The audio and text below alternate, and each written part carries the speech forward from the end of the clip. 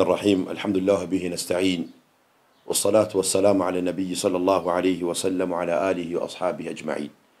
بعدكم شكر الله سبحانه وتعالى نكستك رحمنا أمان زمن متمت محمد صلى الله عليه وسلم pamoja na masahaba zake na wake zake na wale ambao watakaomfuata mwendo wake mpaka siku ya kiyama. Nina furaha kubwa biidhnillah jalla wa ala leo katika siku hii ambayo ni Jumatatu tarehe 20 ya mwezi huu biidhnillah jalla wa ala ndani ya mwaka 2025 kuwa tumetembelewa na baadhi ya TV za Kiislamu hapa Burundi biidhnillah jalla wa ala kwenye markazi yetu Al-Hikma. Naomba Mwenyezi Mungu Subhanahu wa Ta'ala TV hizi ambazo zinazofanya mengi katika nchi yetu kwa kutumikia Waislamu na jamii, naomba Mwenyezi Mungu Subhanahu wa Ta'ala aweze kuzikubalia matendo yao, pakiwemo An-Nusra TV, Abdi Joni TV, Raisi TV, Amigo TV, Al-Amnu TV, Shamsuddin TV na Habibullah TV. Hizi ni TV ambazo zimetuamkia leo hapa ofisini kwenye Al-Hikma Foundation Burundi hapa kwa kuja kututembelea biidhnillah jalla wa ala, na tunawakaribisheni katika ofisi zetu. Naomba Allah Subhanahu wa Ta'ala ajalie ziara hii iwe ni ziara manufaa kwetu sote ya rabbal alamin. Kwa ufupi, Sheikh Ismail Gogos ni kijana miongoni mwa vijana ambao wamezaliwa hapa Burundi katika jiji la Bujumbura biidhnillah jalla wa ala. Mzaliwa wa hapa na nimekulia hapa mpaka katika miaka ya 12, miaka yangu 12, na baada ya miaka 12 biidhnillah jalla wa ala nikawa nimejielekeza katika nchi ya Holland. Na baada ya hapo msafara wangu wa maisha ukaanzia huko baada ya miaka 12 ya kuzaliwa katika nchi ya Holland biidhnillah jalla wa ala. Na baada ya hapo nikawa nimehamia katika nchi ya Belgium, na kwa sasa makazi ni katika nchi ya Belgium biidhnillah jalla wa ala. Ili Gogos kwa kweli ni jina la babu yangu mzaa mama yangu. Ni jina la babu yangu mzaa mama yangu ambaye alikuwa anaitwa Gogos.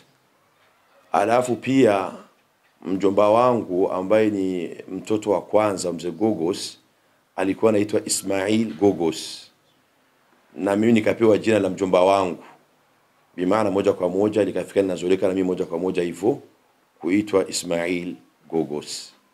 Masomo yangu ya kwanza katika msafara kuitafuta elimu ya sheria au elimu ya dini, mimi ni miongoni mwa wanafunzi wa masomo ambayo yanaitwa Madrasatul Hussein. Madrasatul Hussein haya ni masomo ambayo mashekhe wengi au mashekhe wote katika nchi ya Burundi walipita ndani yake. Mashekhe zetu wakubwa wote, walimu zetu walisoma katika madrasa hiyo ambayo inaitwa Madrasatul Hussein, inapatikana baba Buyenzi barabara ya 8 namba 10. Mimi ni mwanafunzi wa pale na nimeanza kuhifadhia Qur'ani katika hiyo madrasa. Nimeanza kusoma Kiarabu katika madrasa hiyo na nilipasoma mpaka somo la 6. Baada ya somo la 6 ikabidi nikawa nimefeli katika mtihani wa somo la 6, nimefeli. Lakini jamaa zangu wengi wakawa wameruhusiwa kwenda kusoma katika madrasa tahdhib ambayo inapatikana Buiza kwa Sheikh Abdul Aziz zama hizo, na mpaka leo ingaliki. Lakini ikawa nimekataa, nikasema sitabaki hapa. Baada ya jamaa zangu kuwa taelekea Buiza, na mimi nikaelekea Buiza huko, nikarejea tena katika somo la 6 kwenye darasa la Mwalimu Ali ambaye ni mwalimu wa mashekhe. Kwa sasa Mwalimu Ali ni mwalimu katika mji wa Muinga, maarufu sana, wal maarufu la yuarraf. Ni mwalimu wa mashekhe, na mimi nikawa miongoni mwa wanafunzi wake ambao nilisoma darasa la 6 kwake. Na baada ya hapo nikawa nimeweza alhamdulillah rabbil alamin, nikawa nimeendeleza katika madrasa tahdhib kwa Sheikh Abdul Aziz, kwa Sheikh Abdul Aziz hapo Buiza biidhnillah jalla wa ala, pamoja na mashekhe zetu wa Masri ambao walikuwa wanasomesha hapo zama hizo.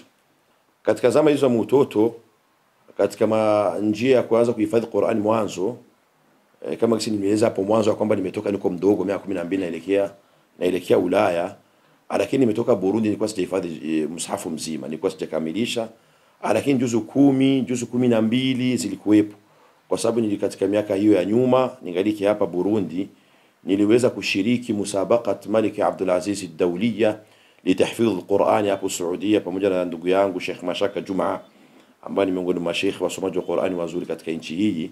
Lakini nitoka hapa nilikuwa sijaweza kukamilisha mshafu mzima biidhnillah jalla wa ala kuelekea Holland.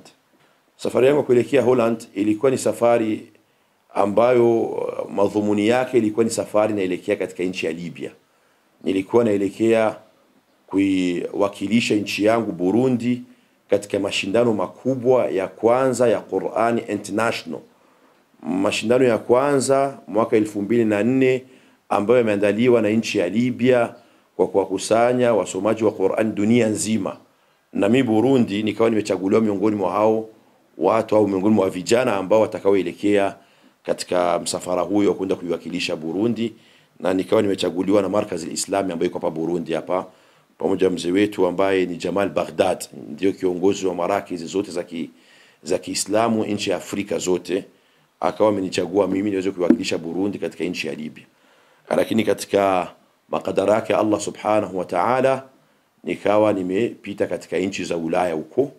Katika kwenda Libya nikawa nimepita Ulaya, na wakati wa kurejea nikafanya istikhara kumuuliza Allah subhanahu wa ta'ala nirudie country au nibakie zangu hapa Ulaya nianze maisha yangine biidhnillah jalla wa ala. Istikhara ikawa imenipa nibakie Holland biidhnillah jalla wa ala, nikabaki hapa. Kwa kweli miongoni mwa malengo makubwa ambayo yalikuwa ni sababu mimi kubakia katika nchi ya Holland, mimi katika asilia yangu kwanza nilikuwa mdogo, ni mtu ambaye napenda uhuru sana. Napenda uhuru sana. Na katika hali ya kuwaza ya kwamba nikibaki Ulaya nitaweza kuwa na uhuru zaidi ya hapa nyumbani, nilikuwa naishi na mangu mdogo na familia na bano na nini, nikasema huenda nikibakia Ulaya nitakuwa niko peke yangu, nitakuwa na uhuru zaidi. Bimaana miongoni mwa malengo makubwa ambayo nifanye nibakie Ulaya ni katika hali ya kutafuta uhuru wa nafsi yangu, afu baadaye na katika hali ya kuweza kuboresha maisha ya uchumi au maisha ya dunia haya ya kiuchumi ya kihali biidhnillah jalla wa ala, kama gisi malengo ya watu wote ambao wanakao kwenda Ulaya. Na mimi malengo yangu yalikuwa ni hayo. Mimi nadhani miongoni mwa sababu ambayo imetufanya kuweza kubaki katika istiqama, nadhani sababu ya kwanza ni kuwa mwanzo wetu wa maisha yetu tulianza maisha yetu na kuambatana na Qur'ani. Nadhani yani sababu kubwa ya istiqama mpaka leo ni kwa sababu maisha yetu tumeyafungua hali ya kwamba tuko na mushafu tunaisoma na tunahifadhi Qur'ani. Qur'an bimaana ni miongoni mwa sababu kubwa ambazo zimetufanya tubaki kwenye istiqama. Jambo la pili, wakati tulikapojielekeza katika nchi ya Holland, Mwenyezi Mungu Subhanahu wa Ta'ala akatujalia tukawa tumejiunga na baadhi ya masantre za Kiislamu ambazo ziko pale, baadhi ya misikiti, na ndio misikiti yetu ya Ulaya ndio masantre, inakuwa ni masantre, yanakuwa mieneza mambo yote, na hiyo misikiti au masantre yanakuwa wasimamizi wao ni mashekhi wakubwa.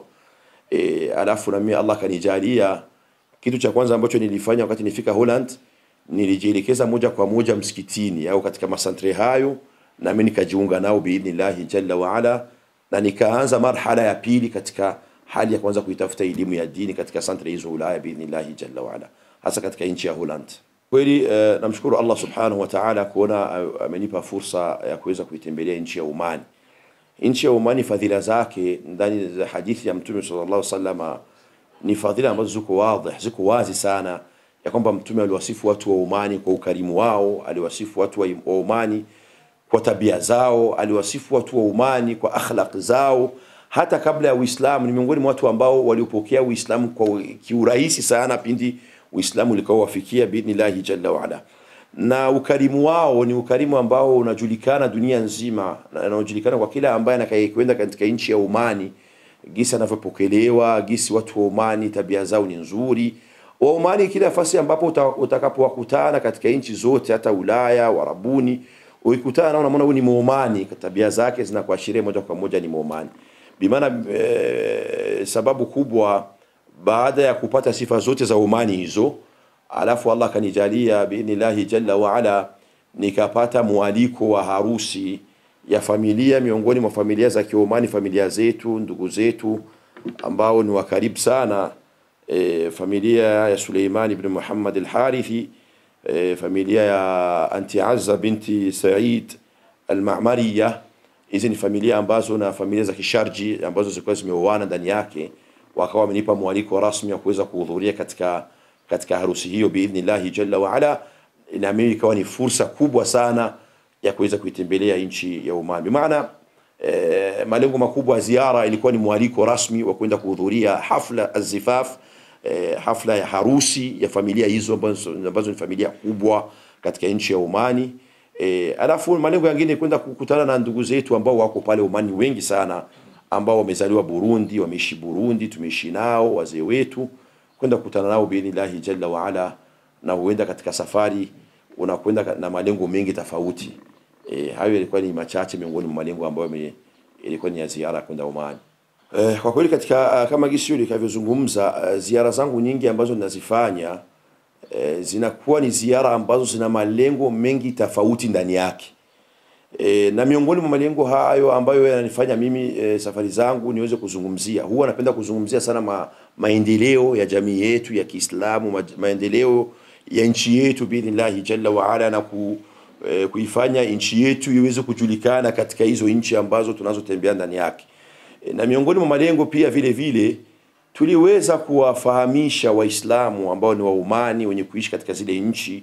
Pana baadhi yao wengi wana miaka mingi hawajaja Burundi, hawako Burundi, lakini tuliweza kuwapa mukhtasar wa pale ambapo tunapofikia jamii yetu ya Kiislamu hapa. Wanapenda kujua sana jamii ya Kiislamu inafikia wapi. Tuliwaeleza kuhusiana jamii ya Kiislamu, na tukawaeleza ya kwamba tuna mashruu ambao ni projet imeanzishwa na mheshimiwa mufti wa Burundi Sheikh Salum, ambao ni ya kujenga ofisi makao makuu ya Komibu biidhnillah jalla wa ala. Tukawaeleza mashruu hiyo, tukaipanua, tukawahamasisha biidhnillah jalla wa ala, ili ikiwa huenda haujui miongoni mwa hawa ambao tuliwafahamisha au tuliwaeleza, baadhi yao wanaweza wakajituma wakawa wamechangia katika sisi kufanikisha katika jengo hilo ambalo ni la Komibu. Na Mtume wetu Muhammad sallallahu alayhi wasallam anasema adallu ala khairi kafa'ili, yule ambaye anakayewahamasisha watu katika khairi anapata thawabu kama ile ambayo wale watu ambao watakao wamewahamasisha wakifanya, na yeye pia atapata thawabu kama wale ambao watakaotenda thawabu hiyo. Bimaana miongoni mwa malengo ya ziara hizo ni kwenda kuonyesha Waislamu katika hizo nchi maendeleo ya nchi yetu tunafikia wapi, na kuhamasisha vile vile maendeleo ya Waislamu na maendeleo ya nchi yetu vile vile, ili waweze kuja katika nchi yetu, waweze kuinvest ndani yake, waweze kuwekeza ili ya kuijenga jamii yetu na kuijenga nchi yetu biidhnillah jalla wa ala. Kwa kweli Omani ni miongoni mwa nchi ambazo miaka yote huwa zina support projet nyingi za hapa nyumbani Burundi. Kwanza kuanzia katika hukuma ya Omani, kuanzia katika gouvernement ya Omani, kupitia katika maassociation mengi ya khairi ya Omani, kupitia katika wafadhili binafsi wa Omani. Omani ina nafasi kubwa sana katika michango yake, katika mengi ambayo inakayotusaidia katika mambo mengi katika nchi yetu, kupitia katika upande wa Komibu, upande wa jamii ya Kiislamu, katika kujenga masomo, kujenga misikiti. Omani ina fadhila kubwa biidhnillah jalla wa ala kwetu sisi Warundi au sisi Waislamu wa Burundi, pia na Komibu. Hata gari ambazo mnaziona ambazo mufti anatembelea na zingine hapo ni miongoni mwa support ambayo Omani iliweza kutusupport biidhnillah jalla wa ala. Bimaana matarajio yetu sisi kwa Omani ni matarajio makubwa sana kuhusikana support yao, na wala wasichoki kutusapoti. Hakika Mwenyezi Mungu Subhanahu wa Ta'ala la yadhi'u ajra almuhsinin, Mwenyezi Mungu apotezi ujira wa wale ambao watakaojitolea katika kuendeleza jamii yao na Uislamu biidhnillah jalla wa ala. Jambo la muhimu ambalo inabidi vijana wetu, kwa sababu unajua Waarabu wamesema au maulama huwa wanasema lau sakata man la ya'lam laqalla alkhilaf, laiti wangelinyamaza wale ambao wasiojua katika dini yake Allah Subhanahu wa Ta'ala, khilafu zingekuwa ndogo biidhnillah jalla wa ala. Bimaana hayo ambao unayazungumza tunayasikia au yanasemekana huku na kule, sababu kubwa ni sababu ambapo wale ambao walikaozungumza katika masala ya dini mengi, hasa katika hususan masala ya kusikana itikadi za watu, masala ya kusikana kuwakafurisha watu, walizungumza wale ambao wastahili kuzungumza. Ndio maana khilafu au fujo ikawa nyingi. Lakini laiti wangezungumza wale ambao wanakao wako na haki ya kuzungumza, nadhani hizi khilafu au hizo balbala ambazo zinapatikana za utovu wa adabu hazingekuwepo biidhnillah jalla wa ala. Omani ni miongoni mwa watu ambao waliopokea Uislamu mapema, ni miongoni mwa watu ambao mashaallah tabaraka arrahman, akhlaqi zao, tabia zao ziko vizuri. Wana madhehebu yao ambao ni madhehebu al-ibadhiyya, ndio ambao wanakwenda ndani yake, na katika madhehebu yote yale ambayo yapo pana mazuri yake na pana mabaya yake, pana upungufu wake, lakini hauwezi ukaja moja kwa moja ukahukumu watu moja kwa moja, hasa katika vijana wetu leo, na kuwakufurisha watu na kuwatoa watu ndani ya Uislamu. Inakuwa sio insaf wala sio manhaj jinsi wanavyodai, au manhaj ambayo ni ya masalafi ya kuwakufurisha watu moja kwa moja, kwa sababu manhaj ya kuwakufurisha watu ni manhaji ndefu, inahitajia elimu ndefu, na inahitajia wale ambao watakuwa na haki ya hizo haki ya kuweza kuzungumza katika hayo mambo. Wallahu a'la wa a'lam.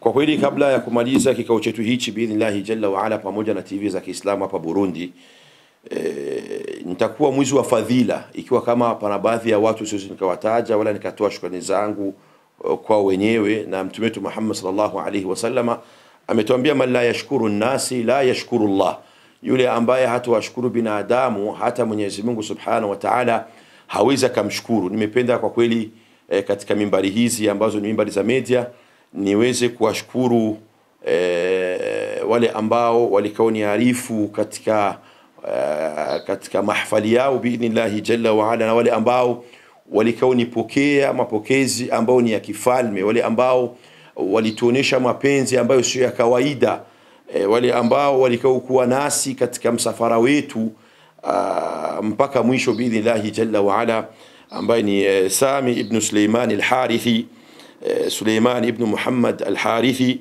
Azza binti Said al-Ma'mariyya, Khadija binti Said al-Ma'mariyya, Ahmad ibn Khalfan al-Ma'mari, Muhammad ibn Said al-Ma'mari, Salih ibn Said al-Ma'mari, Safiyya binti Ahmad al-Ma'mari, pamoja na ndugu yetu ambaye ndio alikuwa anatutembeza huku na kule, ambaye ni Sheikh Salum mtoto wa Abdul Mafir, ambaye yuko hapo Omani, ambaye alikuwa ni tuko naye saa zote, anatutembeza, anatubeba huku na kule, katuonesha mapenzi ambayo sio ya kawaida, ambaye ni Salum mtoto wa Abdul Mafir, pamoja na ndugu yetu Salum ambaye Salum Slim ambaye alikuja kutuona. Alafu na tuna mzee wetu pale, baba yetu, ami yetu ambaye tunamuita papa, yuko pale, ambaye babake mdogo na Sheikh Salum Mafieri mtoto Abdul Mafieri.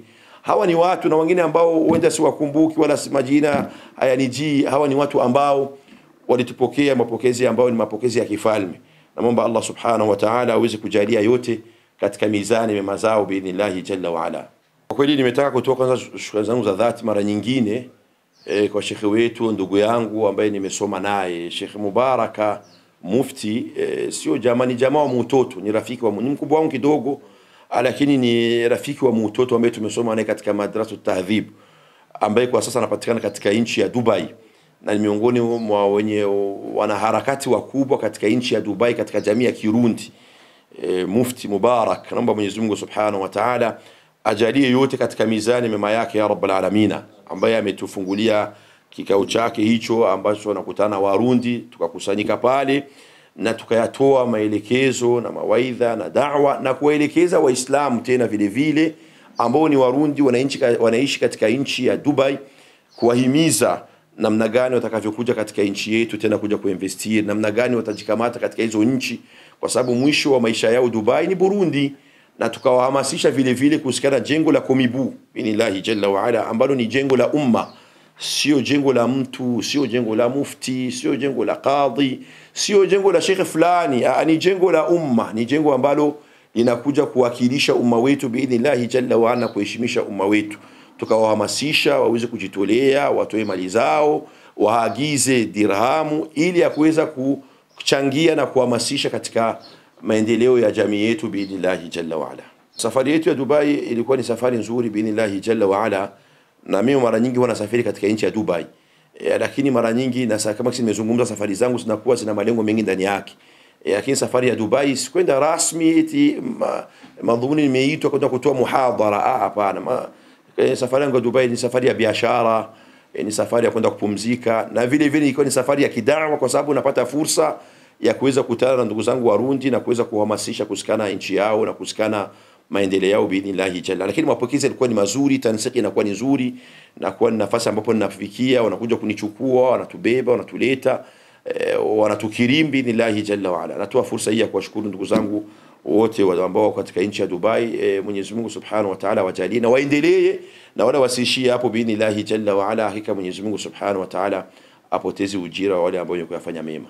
Biidhnillah jalla wa ala, kile ambacho tumekifungasha na tuko tunakiandaa katika markazi yetu hii, Markazul Hikma hapa Burundi, pana mengi ambayo tunaandaa kwa minajili ya kunufaisha jamii, na pana yale ambayo kwa sasa yako yanatengenezwa na sio mbali sana. Biidhnillah jalla wa ala mtaitishwa tena ili muweze kuona ni kipi ambacho kwa sasa tuna, baada ya safari yetu ya Oman na Dubai, tunaandaa nini hapa katika Markaz Al-Hikma.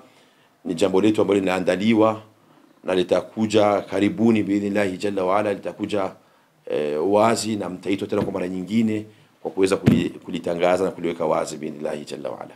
Kwa kusikana Dubai ni nchi ambayo naijua na naifahamu sana, kwa sababu mimi mwenyewe nimefanyia kazi pale miaka 5.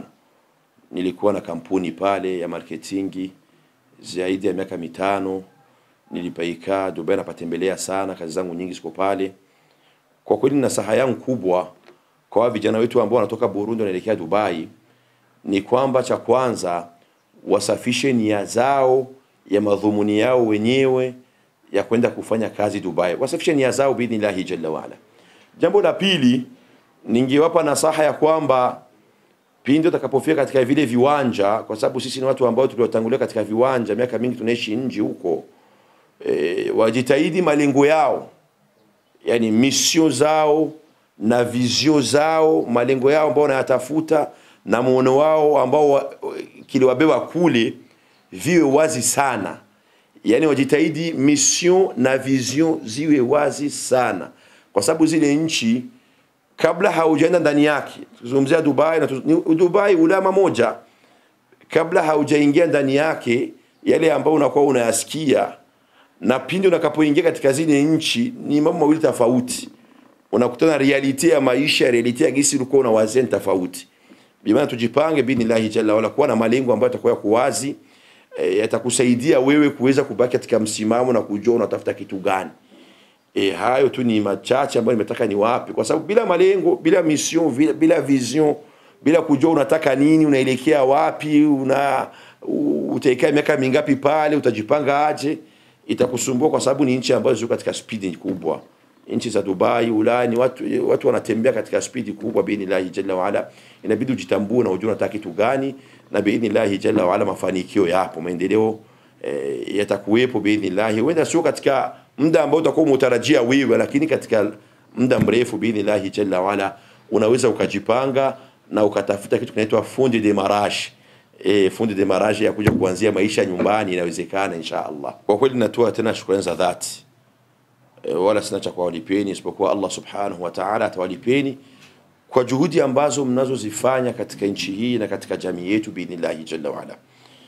Anusra TV, Abdi John TV, Rais TV, Amigo TV, Al-Amnu TV, Shamsuddin TV, Habibullah TV na TV zingine ambazo hazikuhudhuria hapa leo. Wenda Bambara TV ambaye kuhudhuria, lakini imetoa udhuru, imeandikia na ikaandika na ikatoa udhuru. Al-Huda TV, hizi ni TV ambazo juhudi zenu ni juhudi kubwa biidhnillah jalla wa ala. Endeleeni katika haya ambayo mnakaoyafanya na mtarajie malipo kwa Allah Subhanahu wa Ta'ala. Hakika Mwenyezi Mungu Subhanahu wa Ta'ala hatopoteza ujira wa mema ambao mnakaoyafanya na kuyakadimisha katika jamii. Athari itabaki biidhnillah. Sisi tutaondoka, lakini athari zenu zitabaki biidhnillah jalla wa ala. Najusia nafsi yangu ni kuhusieni kuweza kubaki katika msimamo huyo ambao mko nao kwa kutumikia jamii. Ndani yake najua nimeeleka, wala hamna maendeleo makubwa sana, wala hamna chochote ambacho eti mnapata kikubwa, lakini mkiwa mna yakini na itikadi ya kwamba Mwenyezi Mungu Subhanahu wa Ta'ala anawabeba na atawabeba na atazidi kuwabeba biidhnillah jalla wa ala, ni sisi tu tuweze kuwapa nguvu na kuweza kuthamanisha kazi ambazo mnazozifanya biidhnillahi jalla wa ala, na Mwenyezi Mungu Subhanahu wa Ta'ala yuko pamoja na nyinyi. Wa akhiru da'wana alhamdulillahi rabbil alamin. Al-Nibut TV.